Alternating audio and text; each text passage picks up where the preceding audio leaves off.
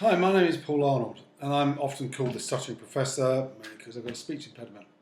Today, I want to talk to you about really basically this book, which is How Brands Grow. And as you may have heard, he's just brought out a brand new book, which is called Part 2. And I would suggest that this is one of the most powerful books in marketing for a generation at least. And I think the reason why is because marketing has for years been a very subjective subject, and it's had a lot of stuff about, the way we feel and think about things. But actually what he's done, he's basically gone and taken all the empirical evidence to try to demonstrate about how brands actually really grow. And for this purpose, I think it's a very profoundly useful book. Now, I'm not for a minute saying that all the answers are right.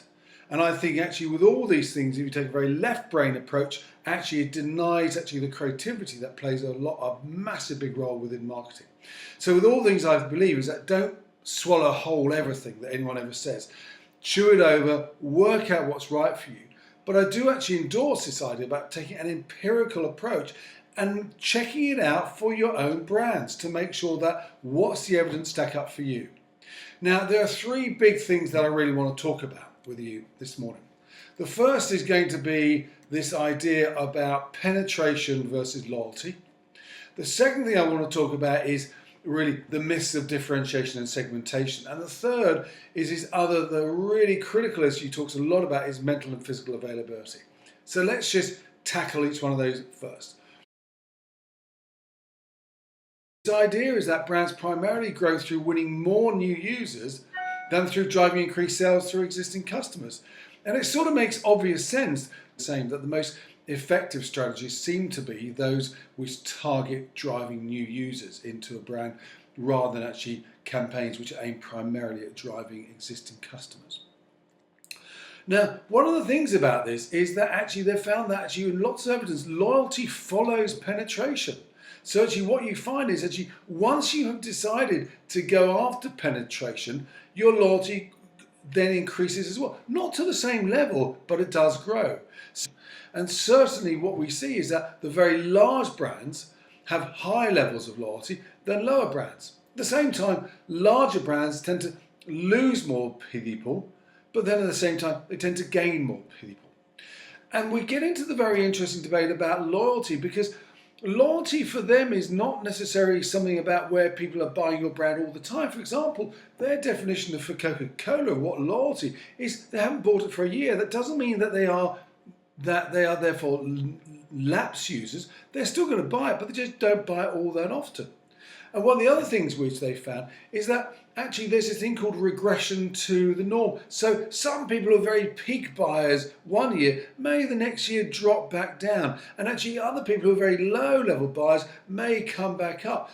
So when you look at it, actually even though the numbers look as if you've got a high number of loyal people, actually that doesn't seem to be the case. It seems to have the same level of loyalty, but the actual people are different.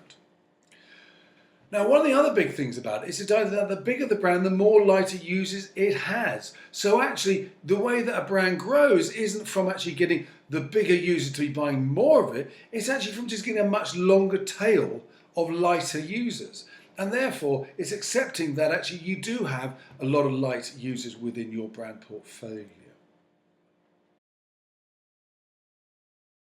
Now, I want to talk a bit about this myth of differentiation and segmentation because they really do sort of have a go at those, and maybe they've gone a bit too far, but I think actually the principle is still interesting. So what they're sort of saying is that in most brands in a category have similar customers.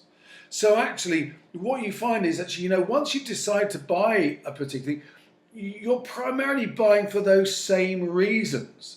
And therefore this idea about segmentation is a bit of a myth, particularly if you are going after penetration, because penetration by its very nature demands a broad reach type of approach rather than a very defined target segment. Now, there clearly are cases where a niche strategy is going to work, but overall, if you want to become a big brand, you can't cut yourself up by having a very targeted, segmented strategy.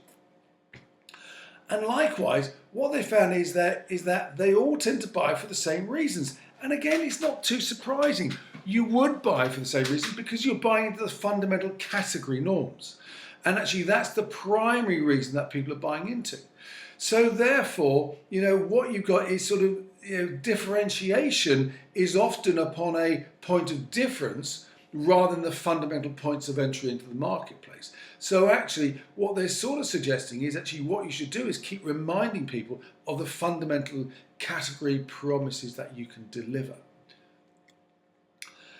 And then actually also, even though we all spend agonizing hours over trying to work out our distinct differences of the brands that we work on, actually the reality is, to most people are not thinking about the brands in anywhere level the detail that we're thinking about. And so consequently, they're more similar to people than you may actually think. Which brings me on to some of the very big concepts that they're talking about. This idea about mental availability and physical availability. So mental availability is this idea that you are top of mind. You are a brand which you naturally think about. If we borrow from actually Thinking Fast and Slow, he talks about a concept in his book, which is called Wisiati, which is like this idea about what you see is all there is. So if your brand isn't right there, right bang in front of you, then you're not going to be remembered. You're not going to be thought about. You're not going to be considered within that set because no one does a complete, analysis of all the possible options. They just say, well, it's that one, and I'll make a choice between that. So actually it's very important that a brand somehow drives its front of mind awareness. And clearly there are lots of different ways of doing that. But one of the things he talks about a lot is this idea about distinctions, and he makes a very clear difference between differentiation and distinction. So distinctions are not necessarily so much about some rational reason. It's just you are distinctive. It's like Seth Godin's purple cow idea. This idea that actually a brand has got to just be distinctive. So if you think about it, how many flat chocolate bars can you think of? You can think of loads of them, but how many are of a pyramidal shape? There's only one. So therefore you are very distinctive, and therefore brands should find their distinctive qualities and they should promote those distinctive qualities. He talks quite a lot in the books about this actually having distinctive memory structures and about how you've got to keep refreshing those because the way the brain works, how it sorts out similarities and only sort of notices differences. So therefore you should actually keep building those fundamental memory structures you've got. But what you've got to do is you've got to keep refreshing them. So example I often use is PG Tips, which obviously had the monkeys and then they sort of went to monkey and they moved it on with a cloth character. So that's a way of how you kept the same, but you brought it alive and you brought it refreshing in a new way. So as much as it's about a brand being able to be really top of mind, so you've also got a brand which is physically available. You've got to be able to borrow that Coca-Cola expression to be within an arm's reach of desire. So you've got to be able to be there when they want it, where they want it.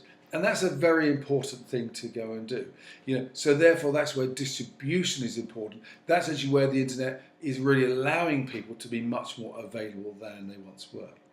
So really, I think there are many, many more concepts inside the book, and it really is worthwhile reading. If you don't want to read it, look at my book summary on my blog. But I do think it's a very powerful and very important book.